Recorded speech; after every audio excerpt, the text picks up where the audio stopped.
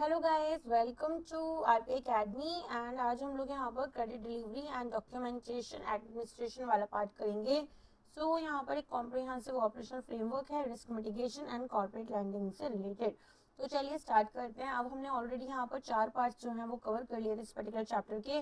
तो ये एक छोटा सा चैप्टर रहेगा। तो लास्ट क्लासेस वगैरह जो हैं उसमें हमने देखा था कि कैसे जो कंप्लीट फ्लो होता है क्रेडिट डिलीवरी का, जिसमें हमने credit appraisal, documentation, guarantee, charge creation, registration, फिर हमारा पोजेशन सिक्योरिटी का, सीसी लोन अकाउंट खोलना, ड्राइंग पावर को कैलकुलेट करना, लोन को डिसबर्स करना और फिर उसका एंड यूज और सिक्योरिटी देखना, ये सारा पार्ट किया था। अब हम देखेंगे कि कैसे लैंडिंग अंडर कंसोर्टियम होती है, मल्टीपल बैंकिंग, सिंडिकेशन और एसटीपी के बारे में हम लोग पढ़ने वाले हैं। राइट, तो चलो अब यहाँ पर ना एक स्टोरी के साथ में स्टार्ट करेंगे। तो ऐसा समझो कि एक ना हमारे पास में एबीसी स्टील लिमिटेड है, ठीक है। अब यहाँ पर एबीसी स्टील लिमिटेड में आप देखेंगे अब इनको 2500 करोड़ रुपीस चाहिए ताकि एक स्टील प्लांट को यहाँ पर स्टैब्लिश करें, ठीक है। अब क्वेश्चन ये है कि क्या एक स्मॉल बैंक इतना बड़ा लोन दे सकता है? यूजुअली तो नहीं दे सकता, क्योंकि बहुत ज़्यादा रिस्की है। एक्सपोजर लिमिट्स आ जाती है कि भाई आप कितना एक्सपोजर रख सकते हो, कैपिटल कंस्ट्रेंट्स हो जाते हैं कि भाई बैंक के पास इतना फंड्स नहीं है, और आरबीआई के प्रूडेंशियल नॉर्म्स भी होते हैं कि आप इतना ही एक्सपोजर रख सकते हो अपनी नेटवर्थ के अकॉर्डिंग। तो बैंक यहाँ पर लोन को शेयर करना शुरू करते हैं। तो हमारे पास ना 3 मेथड्स होते हैं। एक होता है सोल बैंकिंग का मेथड, एक होता है कंसोर्टियम बैंकिंग का, और एक मेथड आपका रहता है मल्टीपल बैंकिंग अरेंजमेंट का। ओके, तो पहले मैं आपको ना अलग से तीनों चीजें समझा देती हूँ, उसके बाद में हम जो है क्या थियरी पढ़ेंगे। तो सबसे पहले हम किस में आएंगे? हम आते हैं यहाँ पर हमारे सोल बैंकिंग में। केवल और केवल यहाँ पर सोल बैंकिंग में क्या होगा, आपका जो एक बैंक है, ठीक है, सिर्फ और सिर्फ आपका एक बैंक ही पूरे लोन को फंड कर रहा है या फाइनेंस कर रहा है। तो यहाँ पर अगर एबीसी लिमिटेड को मान लो 20 करोड़ रुपीस वर्किंग कैपिटल के लिए चाहिए, तो बैंक ऑफ इंडिया ने बोला कि ठीक है, मैं पूरा का पूरा अमाउंट आपको दे देता हूँ, कोई और बैंक इन्वॉल्व नहीं है। एंड यहाँ पर हमारे पास में जब स्मॉल बोरोवर, स्मॉल लोन और बैंक की जो लैंडिंग पॉलिसी है, ये within banks lending policy आएगा। तो यहाँ पर ये काम तो हम आसानी से कर पा रहे हैं, राइट। लेकिन अब आ जाओ आप हमारे सेकंड पार्ट में। सेकंड पार्ट में हम बात कर रहे हैं मेथड 2 में कंसोर्टियम लैंडिंग की। अब आप कहेंगे मैम ये कंसोर्टियम लैंडिंग क्या है? देखो, 2 या उससे ज्यादा बैंक्स एक साथ आकर एक फॉर्मल एग्रीमेंट बनाकर एक बोरोवर को फाइनेंस कर रहे हैं। तो यहाँ पर हमारे पास में एक बैंक तो होता है आपका लीड बैंक को, है ना। अब ये जो लीड बैंक है, ऐसा लेते हैं कि यहाँ पर ना ये जो बैंक है इसको मोस्टाचिस दे देते हैं थोड़ी सी, ठीक है। यहाँ पर हमारे पास में ये मोस्टाचिस वाला बड़ा लीड बैंक है। अब ये बड़ा बैंक नहीं है, मतलब सेम ही नेटवर्थ भी हो सकती है, ज्यादा कम भी हो सकती है, बट ये हम एज अ कस्टमर इसके पास गए थे कि हमें इतना बड़ा लोन चाहिए। अब यहाँ पर ये जो बैंक है ये कनेक्ट करेगा अलग अलग बैंक्स के साथ में, और इनको बोलेगा कि देखो 2500 करोड़ का एक लोन देना है ना। तो यहाँ पर या फिर मान लो कि कहते हैं कि हमें ना 600 करोड़ का वर्किंग कैपिटल जो है एबीसी स्टील को वो चाहिए, और बैंक जो है वो यहाँ पर पूरा का पूरा रिस्क अकेले नहीं लेना चाहता। तो यहाँ पर ये कहता है कि ठीक है, हम एक काम करते हैं, मैं यहाँ पर एक बड़ा बैंक हूँ, मैं 250 करोड़ रुपए दे देता हूँ। इसके अलावा कुछ और भी बैंक हैं, तो यहाँ पर हमारे पास टोटल अमाउंट कितना है? 600 करोड़ का है, राइट। तो इसमें से हमारे पास में कुछ अमाउंट का लोन आप दे दो, कुछ अमाउंट का लोन जो है वो यहाँ पर मैं दे देता हूँ। तो इससे क्या होगा, हमारे पास में बेसिकली क्या बन रहा है, सभी बैंक्स मिलकर एक कंसोर्टियम अरेंजमेंट बना रहे हैं। तो लीड बैंक यहाँ पर एक टीम कैप्टन की तरह काम करेगा। जैसे टीम के कैप्टन होते हैं ना, तो वो यहाँ पर क्या करेगा, वो सबसे पहले तो जो असेसमेंट करनी है क्रेडिट की, ठीक है, क्या कर रहे हैं, असेसमेंट कर रहे हैं क्रेडिट की। तो यहाँ पर हमारे पास में ये दिखेंगे कि ठीक है, अगर हमें लोन देना भी है तो वो लोन हम किसको दे रहे हैं, असेसमेंट करा हमने, इसके बाद में हमने और क्या करा, डॉक्यूमेंटेशन के ऊपर काम करा, चार्ज क्रिएशन करा, मॉनिटरिंग करी, ऑर्गेनाइज करी मीटिंग्स को, ठीक है, कि भाई यहाँ पर सारे बैंक्स मिलकर आपस में क्या कर रहे हैं, कितना लोन देना है, कैसे देना है, कोऑर्डिनेशन बिठाना है, और जितना भी डॉक्यूमेंटेशन का काम है, चार्ज क्रिएशन का काम है, क्रेडिट का असेसमेंट का काम है, और क्रेडिट को मॉनिटर करने का काम है, ये भी लीड बैंक ही कर रहा है।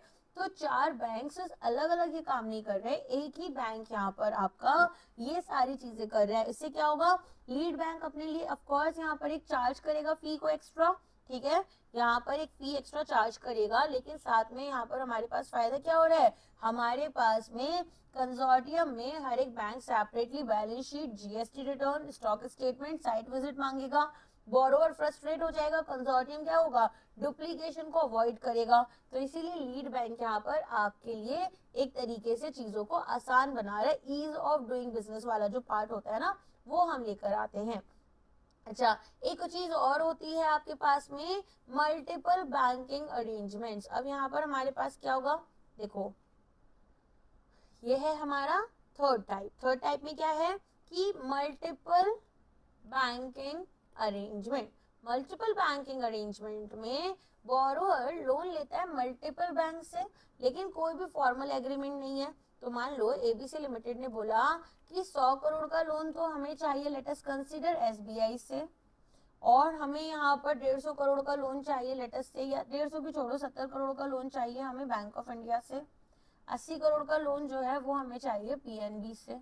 अब ऐसे पूरी सिचुएशन में हमारे पास में एसबीआई बीओआई के साथ कोऑर्डिनेट नहीं कर रहा, बीओआई पीएनबी के साथ में हर एक कोई अपना इंडिपेंडेंटली काम कर रहा है, ठीक है। तो हर एक बैंक का खुद का अपना अप्रेजल प्रोसेस होगा, डॉक्यूमेंटेशन होगी और मॉनिटरिंग होगी, राइट। तो यहाँ पर हमारे पास में सभी बैंक्स अलग अलग काम कर रहे हैं, कंसोर्टियम में सभी बैंक्स मिलकर काम कर रहे थे, और यहाँ पर हर एक बैंक अलग अलग काम कर रहा है। तो कंसोर्टियम क्या एक फॉर्मल एग्रीमेंट है जिसमें कि लीड बैंक होता है जो जॉइंट मॉनिटरिंग करता है, कॉमन डॉक्यूमेंटेशन और इंफॉर्मेशन को शेयर करता है। मल्टीपल बैंकिंग में कोई एग्रीमेंट नहीं है, लीड बैंक नहीं है, इंडिपेंडेंटली मॉनिटर करोगे, सेपरेट करोगे डॉक्यूमेंटेशन को, और लिमिटेड यहाँ पर आपकी इंफॉर्मेशन या वॉलंटरली ही शेयर की जाएगी। So here you will see consortium arrangement, 2 या उससे ज्यादा बैंक एक फॉर्मल लीगल अलायंस बनाते हैं जिसमें कि एक इंटर कॉर्पोरेट एग्रीमेंट होगी, और एक सिंगल बोरोवर को मिलकर ये सभी क्या कर रहे हैं, फाइनेंस प्रोवाइड कर रहे हैं। एक डेजिग्नेटेड लीड बैंक है, कोऑर्डिनेट करेगा credit appraisal process, legal documentation, manage करेगा सिक्योरिटी चार्जेस को, हैंडल करेगा जॉइंट मॉनिटरिंग मीटिंग्स, राइट। फिर आता है मल्टीपल बैंकिंग अरेंजमेंट। यहाँ पर क्या होगा, इनफॉर्मल फ्रेमवर्क है, बोरोअर को इंडिपेंडेंट क्रेडिट लाइंस दी गई अलग अलग बैंक के सेपरेटली। देन यहाँ पर हमारे पास में कोई भी binding inter bank legal agreement नहीं होगी, मीनिंग हर एक लैंडर इंडिपेंडेंटली अपना खुद का एक्सपोजर मीट करते हैं, मैनेज करते हैं, डॉक्यूमेंटेशन और रिस्क मैट्रिसेस, ठीक है।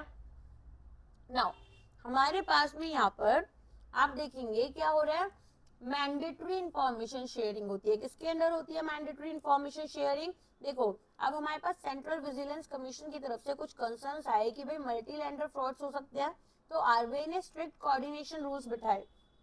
अब यहाँ पर सपोज करो कि एबीसी लिमिटेड ने 100 करोड़ रुपए यहाँ पर हमारे 3 बैंक से ले लिए। कौन से 3 बैंक हैं, एक तो एसबीआई है, एक पीएनबी है, और एक आपका बैंक ऑफ इंडिया है। फाइन, तीनों से 100 करोड़ रुपए ले लिए। अब ये हर एक बैंक को कहते हैं कि आप मेरे अकेले लैंडर हो, आप ही मुझे लोन प्रोवाइड करो, और किसी ने मुझे लोन नहीं प्रोवाइड करा। तो बैंक यहाँ पर क्योंकि एक दूसरे के साथ इंफॉर्मेशन शेयर नहीं कर रहे, तो फ्रॉड आपका अननोटिस चला गया। तो यहाँ पर ऐसा बहुत बार हुआ है इंडिया के साथ में, तो इसीलिए आरबीआई ने इनकी इंफॉर्मेशन स्ट्रेंथनिंग की, ठीक है, कि भाई इंफॉर्मेशन अगर शेयर की जा रही है तो वो पूरा का पूरा प्लेटफॉर्म ही ज्यादा स्ट्रॉन्ग बनाया जाएगा। तो सबसे पहले कहते हैं कि डिक्लेरेशन लेना है हमें यहाँ पर बोरोवर से, तो फैसिलिटी डिक्लेरेशन। यहाँ पर क्या होगा, देखो जब भी कोई नया लोन आप सैंक्शन कर रहे हो तो बोरोवर को बताना है कि कौन कौन से ऐसे बैंक्स हैं जिन्होंने मुझे ऑलरेडी यहाँ पर फाइनेंस किया हुआ है, ठीक है। तो यहाँ पर हमारे पास में इस क्वेश्चन का आंसर दिया जाएगा। जैसे मान लो एबीसी लिमिटेड ने यहाँ पर आपका 3 बैंक से लोन लिया, तो यहाँ पर हमारे पास में ये पूरी इंफॉर्मेशन को आपका बैंक ऑफ इंडिया को पहले बताया जाएगा, तभी बैंक ऑफ इंडिया इस तरह का लोन देगा। तो उसके पास में कंप्लीट पिक्चर है, फाइन। तो यहाँ पर आप देखेंगे एक फॉर्मल बाइंडिंग डिक्लेरेशन होती है जिसमें प्री एग्जिस्टिंग बैंकिंग अरेंजमेंट्स जो हैं वो सब बताई जाएंगी, तभी नई लिमिट दी जाएगी। Quarterly data exchange, quarterly data exchange में क्या होगा, जो बैंक्स हैं वो अपना इंफॉर्मेशन को एक्सचेंज करेंगे हर क्वार्टर में, जैसे कि अकाउंट का कंडक्ट, आउटस्टैंडिंग क्या है, default, derivative exposure, unhedged foreign currency exposure. मान लो एसबीआई ने नोटिस करा कि एबीसी की ना एक ईएमआई मिस हो गई है, तो बैंक ऑफ इंडिया को ये पता होना चाहिए कि एबीसी लिमिटेड ने एसबीआई के पास में अपनी एक ईएमआई को मिस कर दिया। ये बात कौन किसको बता रहा है, एसबीआई बैंक ऑफ इंडिया को भी बता रहा है। तो यहाँ पर अदरवाइज क्या होगा कि बैंक ऑफ इंडिया दूसरा लोन इनको सैंक्शन कर देंगे। तो हमारे पास में लैंडर को ऑपरेशनल अकाउंट परफॉर्मेंस कैसी है, ये एटलीस्ट एक बार क्वार्टर में, ठीक है, हर 3 महीने में एक बार प्रोवाइड करना होगा, जिसमें कि derivative unhedged foreign currency exposure कितना है। वैसे तो फॉरेन करेंसी एक्सपोजर आपका अनहेज्ड होना ही नहीं चाहिए, है ना। फिर आता है independent professional certification. What do they से here, they say that bank को एक ऑब्टेन करना है सर्टिफिकेशन प्रोफेशनल्स से, जैसे कि सीए, सीएस, कॉस्ट अकाउंटेंट, ताकि हम स्टैट्यूटरी कंप्लायंसेस को कंफर्म कर सके। तो बैंक को सिक्योर करना है रेगुलर कंप्लायंस रिव्यू हर एक इंडिपेंडेंट कंपनी सेक्रेटरी, सीए या कॉस्ट अकाउंटेंट से, fine. Now loan syndication framework, अब ये कहते हैं कि हमारे पास में, अच्छा एक चीज और याद रखना, हमारे पास में जो क्रेडिट इंफॉर्मेशन होती है ना वो भी बैंक्स को चेक करनी होती है, जैसे सिबिल से, इक्विफैक्स, एक्सपीरियंस, राइफो, हाई मार्क। तो ये कंपनीज आपको यहाँ पर बोरोवर की क्रेडिट हिस्ट्री देंगी और बोरोवर को यहाँ पर एक पूरा का पूरा डिक्लेरेशन देना होता है कि आई अग्री बैंक्स में एक्सचेंज माय क्रेडिट इन्फॉर्मेशन, ताकि कोई कॉन्फिडेंशियलिटी का डिस्प्यूट नहीं आए, कोई लीगल केस ना हो। और जो फ्रेश लोन दिए जा रहे हैं ना वो तभी दिए जाएंगे जब तक इन्फॉर्मेशन शेयर नहीं होती है। और बैंक को यहाँ पर कोई भी प्रपोजल पेंडिंग मंथ्स के लिए नहीं रखना है, टाइम बाउंड अप्रेजल करना होता है। तो जो पार्टिसिपेटिंग लैंडर्स हैं उनको एक रीजनेबल टाइम में सारी चीजें याद करनी है। तो आपको ना 7 आई याद करने हैं, इंफॉर्मेशन, इंफॉर्मेशन को शेयर करना, इंस्पेक्शन जिसमें प्रोफेशनल सर्टिफिकेशन होगा, information companies clause, information before sanction और इमीडिएट डिसीजन, ठीक है। चलो अब आते हैं सिंडिकेशन ऑफ लोन। अब सिंडिकेशन ऑफ लोन में क्या होगा, देखो अब आप कहेंगे कि मैम कंसोर्टियम और सिंडिकेशन तो सेम है। देखो सिंडिकेशन क्या है, जो कि हम यहाँ पर अपना लॉन्ग टर्म लोन्स के लिए लेते हैं, ठीक है, वर्किंग कैपिटल लोन्स नहीं है यहाँ पर। आपके पास में सिंडिकेशन का मतलब है लॉन्ग या फिर लार्ज टर्म लोन्स, जिसमें कि रिलायंस को मान लो 15,000 करोड़ रुपए एक रिफाइनरी के लिए चाहिए, ये एसबीआई के पास गई, एसबीआई कहते हैं कि भाई मैं अकेले तो नहीं दे पाऊंगा ये सारा लोन, तो रिलायंस कहते हैं कि ठीक है यहाँ पर, ठीक है, आपको मैं एक मैंडेट देता हूँ कि आप मेरे लिए फंड्स अरेंज करो। तो अब एसबीआई क्या करेगा, वो यहाँ पर पीएनबी के पास भी जाएगा, वो एचडीएफसी के पास भी जाएगा, वो एक्सिस बैंक के पास भी जाएगा, वो आईसीआईसीआई बैंक के पास भी जाएगा, वो बैंक ऑफ बड़ौदा के पास भी जाएगा, है ना। यहाँ पर वो सभी बैंक्स के पास जाएगा और हर एक बैंक यहाँ पर अपनी शेयर को सैंक्शन करेगा। तो बेसिकली हुआ क्या, रिलायंस ने मैंडेट दिया लीड बैंक को, जैसे कि एसबीआई है, और एसबीआई ने यहाँ पर bank of India, PNB, ICICI, axis सभी बैंक्स के साथ में कनेक्ट करा। तो लीड बैंक को यहाँ पर क्या मिल रही है, एक सिंडिकेशन फी मिलती है जिसमें कि बोरोवर पे करता है उसको, ठीक है। तो यहाँ पर हमारे पास में क्या होता है, कंसोर्टियम जो होता है ना, कंसोर्टियम मेनली आपको मैंने जो एग्जांपल दिया था, क्या दिया था, वर्किंग कैपिटल लोन का दिया था। और जो आपके पास में सिंडिकेशन होता है, सिंडिकेशन होता है मेजरली आपके पास में जो लोन्स आपके किससे रिलेटेड हैं, यहाँ पर मान लो आपके टर्म लोन्स, ठीक है, क्लियर है इतना। तो हमारे पास कंसोर्टियम में ज्वाइंट फाइनेंसिंग होती है। कंसोर्टियम में ज्वाइंट फाइनेंसिंग के अलावा लीड बैंक होता है, कॉन्टिन्यूस मॉनिटरिंग होती है, कोई भी सिंडिकेशन फी एनुअली नहीं लगाई जाती है। सिंडिकेशन में आपके पास में मोस्टली टर्म लोन होते हैं, ज्वाइंट फाइनेंसिंग होती है, लीड बैंक होता है, अरेंज करते हैं लोन को, और लीड बैंक यहाँ पर सिंडिकेशन फी को आपके लिए अर्न कर देते हैं। तो सिंडिकेशन डिस्ट्रीब्यूट करते हैं credit exposure across a group of participating banks. तो ये large long term project loans के लिए रहता है। बोरोवर को एक फॉर्मल मैंडेट दिया जाएगा कि आप यहाँ पर लीड बैंक या अरेंजर को स्ट्रक्चर और रेज करोगे total required capital. Lead bank prepare करेंगे इंफॉर्मेशन मेमोरेंडम, मैनेज करेंगे लेंडर के रिलेशंस और चार्ज करेंगे एक सिंडिकेशन फी इसकी सर्विसेज के लिए। फाइन, समझ में आ गया। अब आते हैं स्ट्रेट थ्रू प्रोसेसिंग। अब क्योंकि हमारे पास आज के टाइम में डिजिटल बैंकिंग है, तो मान लो आपने एक मोबाइल फोन खरीदना है। अब आपने मोबाइल फोन खरीदना है तो आपने अप्लाई जो किया मोबाइल फोन के लिए वो भी आपने क्या ऑनलाइन अप्लाई किया, ठीक है। अब यहाँ पर हमारे पास में 30 सेकंड के अंदर अंदर मानकर चलो कि लोन अप्रूव हो गया, कोई भी ह्यूमन टॉक्स नहीं हुए। तो यहाँ पर इसी को क्यों बोल रहे हैं, ये कैसे हुआ, ये हुआ स्ट्रेट थ्रू प्रोसेसिंग के अंदर। मतलब हमने यहाँ पर जो लोन प्रोसेस था, लोन प्रोसेस को कंप्लीटली क्या कर दिया, लोन प्रोसेस को हमने यहाँ पर कंप्लीटली ऑटोमेट कर दिया। फाइन, समझ में आ गया। तो अब आप यहाँ पर देखेंगे कि हमारे पास में एप्लीकेशन से verification, credit assessment, approval, documentation, disbursement, ये सब मिनिमल ह्यूमन इंटरवेंशन के साथ में हो गया। तो अगर राहुल को एक कार लोन चाहिए तो वो आधार, पैन, सैलरी स्लिप सब कुछ अपलोड करेंगे, सिस्टम चेक करेगा इनके Aadhaar, PAN, CIBIL score, salary, existing EMI, bank statement minutes के अंदर, और लोन को अप्रूव कर दिया जाएगा। तो ट्रेडिशनली कस्टमर से ब्रांच, ब्रांच से manager, regional office, credit department, legal, documentation, disbursement सब हो रहा था, तो 10 से 20 दिन का टाइम लग जाता था। अब यहाँ पर कस्टमर से ऑनलाइन एप्लीकेशन गई, सिस्टम ने वेरीफाई कर दिया, ऑटो क्रेडिट डिसीजन लेकर लोन अप्रूव होकर मनी क्रेडिट हो गई, तो 5 से 30 मिनट का काम रह गया। तो यहाँ पर हमारे पास में क्या आता है, एसटीपी जो है वो आपका आ जाता है। तो ये कहते हैं कि इवोल्यूशन कैसे हुआ इस क्रेडिट प्रोसेसिंग का।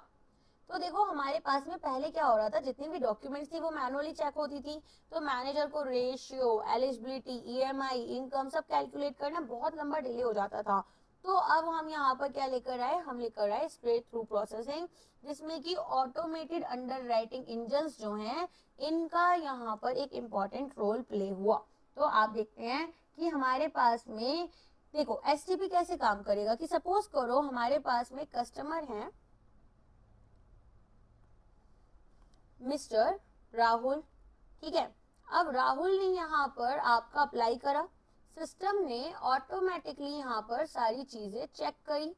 जैसे ही सिस्टम ने ऑटोमेटिकली सारी चीजें चेक की तो इन्होंने यहाँ पर क्या क्या देखा होगा, सबसे पहले आईडी के लिए पैन कार्ड देखा होगा और आधार देखा होगा। फाइन, इसके बाद क्या हुआ होगा, इसके बाद में यहाँ पर क्रेडिट स्कोर के लिए सिबिल देखा होगा।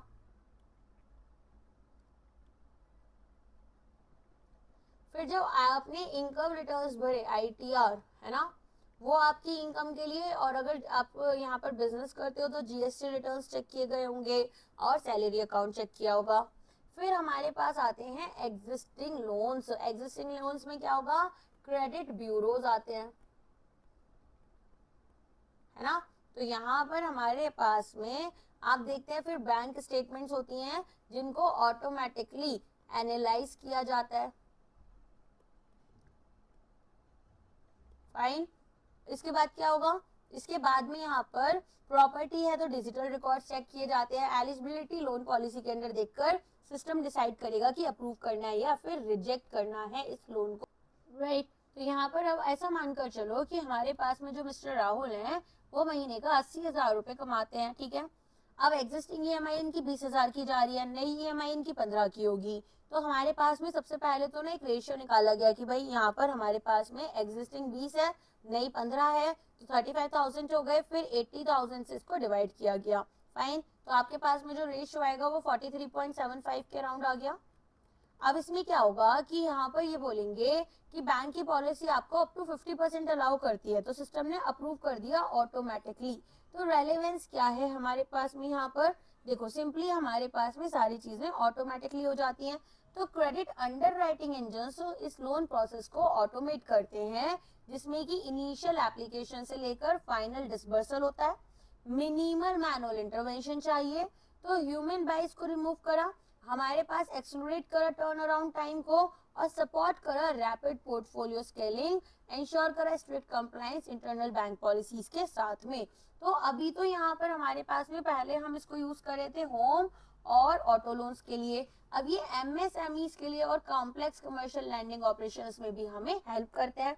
तो देखो पहले क्या हो रहा था कि बैंक जो है वो आपका पर्सनल लोन्स वगैरह के लिए यूज कर रहे थे, अब बैंक एसटीपी यूज कर एमएसएमई बिजनेस कमर्शियल लोन ये सब देते हैं, क्योंकि सॉफ्टवेयर क्या चेक कर रहा है, सॉफ्टवेयर चेक कर रहा है कि भाई करेंट रेशियो कितना है, यहाँ पर डेट सर्विस कवरेज रेशियो कितना है, इसके अलावा यहाँ पर आपका जो टोटल ऑपरेटिंग लिमिट है आपका या फिर नेटवर्थ है, debt equity ratio, break even, cash flow, sensitivity analysis सब कुछ ऑटोमेटिकली कर लेता है। तो रिस्क मिटिगेशन बहुत अच्छे से हो पा रहा है। तो हमारे पास में यहाँ पर पैरामीटराइजेशन एंड लॉजिक इंटीग्रेशन, ये कहते हैं कि देखो सबसे पहले गुड एसटीपी जो होता है वो मल्टीपल डेटाबेस के साथ कनेक्ट करता है, ट्रस्ट नहीं कर रहा बोरोवर के ऊपर, वेरीफाई करता है इंफॉर्मेशन को। तो यहाँ पर हमारे पास में एक तरीके से मशीन लर्निंग जो होती है वो की जा रही है, जिसमें कि एल्गोरिथम्स जो होती हैं वो आपके लिए लैंडिंग डिसीजंस लेती हैं। तो ऑटोमेशन में ट्रांसलेट करना है इंटरनल लोन पॉलिसीज को explicit rule based software configuration के साथ में। तो ये यहाँ पर कहते हैं कि हमारे पास में जो सिस्टम होते हैं वो प्री डिफाइंड रूल्स को यूज करते हैं, जैसे loan to value, credit score, debt equity ratio कितना होना चाहिए, इंडस्ट्री रिस्क को, ईएमआई रेशियो आपका यहाँ पर, लोन पॉलिसी, अगर सब कंडीशन मीट होती हैं तो ही लोन को अप्रूव किया जाता है, अदरवाइज इसको रिजेक्ट कर दिया जाता है या तो मैनुअल रिव्यू के लिए भेज दिया जाता है। साथ में यहाँ पर अगर एक अच्छा एसटीपी सिस्टम होता है तो वो मल्टीपल डेटाबेस के साथ कनेक्ट कर आपका रिस्क मिटिगेशन कर रहा था। तो हमारे पास में यहाँ पर ओमिशन और जो फ्रॉड्स होने थे उसके रिस्क को हम हटा देते हैं। तो prudential exposure limit, sensitivity threshold, financial viability matrices, जैसा मैंने बताया रेशियोज अलग अलग, हम ये सब हार्ड कोड कर रहे हैं डायरेक्टली सिस्टम इंजन में, ऑटोमेट कर रहे हैं एपीआईज को ताकि वो डायरेक्टली कनेक्ट कर सके क्रेडिट ब्यूरोज के साथ में और रजिस्ट्रीज के साथ में रियल टाइम वेरिफिकेशन के लिए। अंडर राइटिंग इंजन यहाँ पर कैलकुलेट करता है debt service coverage ratio, loan to value ratio, income ratio, जिसमें कि मेकर चेकर साइकिल टाइम्स भी चेक की जाती है। तो यहाँ पर आपके पास में एआई ड्रिवन ट्रांजैक्शन एनालिसिस हो रही है। देखो होता क्या है कि हमारे पास में जो ह्यूमंस हैं या तो वो किसी डॉक्यूमेंट को वेरीफाई करना भूल गए, या कोई एग्जिस्टिंग लोन मिस हो गया, या इन्फ्लुएंस हो गए पर्सनल बायस से, या एक रेड फ्लैग को उन्होंने इग्नोर कर दिया इंटेंशनली। तो स्ट्रेट थ्रू प्रोसेसिंग में ऐसा नहीं होगा, ये रिस्क हमारे पास में यहाँ पर मिनिमाइज हो गए, क्योंकि सेम प्रोग्राम्ड रूल्स हैं हर एक टाइम जो हमें यूज करने हैं। अब अगर क्रेडिट ऑफिसर ये लिखते हैं कि भाई बोरोवर का जो ट्रैक रिकॉर्ड है वो सेटिस्फैक्टरी है, तो एक एसटीपी सिस्टम यहाँ पर आपके उस ओपिनियन पर रिलाई नहीं करेगा, वो सिबिल की हिस्ट्री, बैंक की statements, transaction patterns, repayment behaviour, इन सबको चेक कर कर एक एविडेंस बेस्ड कंक्लूजन पर अराइव करेगा। तो हमारे पास में यहाँ पर आप देखते हैं कि मॉडर्न एसटीपी प्लेटफॉर्म में आर्टिफिशियल इंटेलिजेंस को यूज किया जाएगा, बियॉन्ड सिंपल फाइनेंशियल प्रोजेक्शंस देखे जाएंगे, actual real time banking records automatically flag करेंगे, एडजस्ट करेंगे, नॉन जेन्युइन एंट्रीज को आइडेंटिफाई करेंगे, स्पेसिफिक पैटर्न्स। फिर हमारे पास में जो फंड्स हैं वो सर्कुलर पाथ्स में मूव करते हैं अक्रॉस अकाउंट्स, ताकि आर्टिफिशियली इन्फ्लेट करे बिजनेस टर्नओवर को। तो unusually frequent exact round numbers जो हैं इंडिकेट करते हैं फैब्रिकेटेड ट्रेड ट्रांजैक्शंस को। तो ह्यूमन एरर्स को मिटिगेट करना और बायसेस को खत्म करना है, तो ऑमिशन जीरो होने चाहिए। ऑमिशन मतलब पूरी एंट्री करना ही भूल गए है ना। तो यहाँ पर रूल बेस्ड चेक्स होते हैं, इंश्योर करते हैं critical verification steps, regulatory lookups होते हैं, ये सब हमारे कभी स्किप नहीं होते। डिसीजंस आपके ऑब्जेक्टिव हिस्टोरिकल डेटा के साथ में होते हैं, कोई भी ह्यूमन बाइस नहीं है। तो subjective personal preference, cognitive shortcuts यहाँ पर नहीं लिए जाते। डेटा बैक्ड स्टेटस होता है, तो वेग असेसमेंट जैसे सेटिस्फैक्टरी ट्रैक रिकॉर्ड, ये सब हमारे डेफिनेटिव वेरीफाइबल कंप्लायंस रेटिंग के साथ में होते हैं, जो कि क्रेडिट ब्यूरो की रजिस्ट्री से हमें मिले हैं। तो कोर क्रेडिट डिलीवरी चेकलिस्ट में परफेक्ट डॉक्यूमेंटेशन होना चाहिए, stamping verified, charges registered ROC के साथ और कर्जाई के साथ होनी चाहिए 30 दिन के अंदर अंदर स्टैट्यूटरी विंडो के। इसके अलावा यहाँ पर जो 60-40 लोन सिस्टम स्प्लिट होगा कॉर्पोरेट वर्किंग कैपिटल में, एक्सपोजर अगर 150 करोड़ से ज्यादा का है, मॉनिटर करेंगे प्रोजेक्ट फाइनेंस माइलस्टोन्स को, इंश्योर करेंगे प्रमोटर की इक्विटी डिप्लॉय की गई है अहेड ऑफ बैंक फंड्स। इसके अलावा straight through processing analytics use कर आइडेंटिफाई करेंगे फाइनेंशियल रेड फ्लैग्स को, जैसे कि सर्कुलर ट्रांजैक्शंस। ठीक है, इसी के साथ में आपका ये पर्टिकुलर चैप्टर कंप्लीट हो जाता है। थोड़ा सा बड़ा चैप्टर था, 2 पार्ट्स में कंप्लीट करना पड़ा। बाकी आपको इतना समझ में आ चुका होगा कि अभी तक हमारे पास में एसटीपी जो होता है वो कोई भी लैंडिंग अरेंजमेंट नहीं है, रेदर यहाँ पर ऑटोमेटेड लोन प्रोसेसिंग होती है जो कि फास्ट कंसिस्टेंट डिसीजंस हमें लेने में हेल्प कर रही है, राइट। तो यहाँ पर मिनिमल ह्यूमन इंटरवेंशन के साथ में काम होता है। एंड बाकी कंसोर्टियम, मल्टीपल बैंकिंग, सिंडिकेशन, ये सब टर्म्स बहुत बार आपके सामने आते हैं, तो होपफुली आज ये सारी चीजें क्लियर हो चुकी है। इसके अलावा कोई भी डाउट है तो ऑफ कोर्स वो आप कमेंट कर पूछ सकते हैं, ठीक है, या फिर आप हमें मैसेज कर सकते हैं। We are always there for you. And अभी अपन मिलेंगे हमारे नेक्स्ट क्लास में। आज के लिए बस इतना ही। वीडियो को लाइक करना, शेयर करना, कमेंट्स करना प्लीज। यहाँ पर do share the word about us, okay. तो यहाँ पर आप ही लोग हमारी स्ट्रेंथ हैं, और हमारी स्ट्रेंथ कुछ नहीं है, हमारे पास में बहुत ज्यादा रिसोर्सेज तो नहीं है, लेकिन फिर भी हम आपके लिए बेस्ट सर्विसेज प्रोवाइड करने की कोशिश करते हैं। तो if you share us, if you talk about us to other people, it is actually increasing the reach and it is helping us also grow, okay. Thank you so much, bye bye, take care. Also अगर आपको Bank of India credit officer का course चाहिए तो वो हमारे channel पर, हमारी जो एप्लीकेशन और वेबसाइट है वहां पर मिल जाएगा। Thank you so much, bye bye, take care guys.